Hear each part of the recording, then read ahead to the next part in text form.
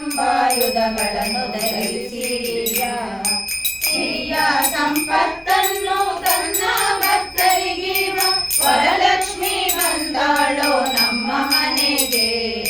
ಜಯ ಮಂಗಳೇ ನಿತ್ಯ ಶುಭ ಮಂಗಳೇ, ಜಯ ಮಂಗಳೇ ನಿತ್ಯ ಶುಭ ಮಂಗಳೇ.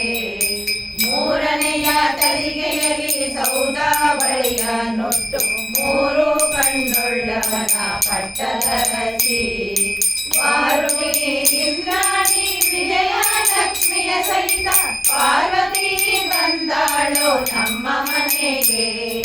ಜಯ ಮಂಗಳೇ ನಿತ್ಯ ಶುಭ ಮಂಗಳೇ, ಜಯ ಮಂಗಳೇ ನಿತ್ಯ ಶುಭ ಮಂಗಳೇ.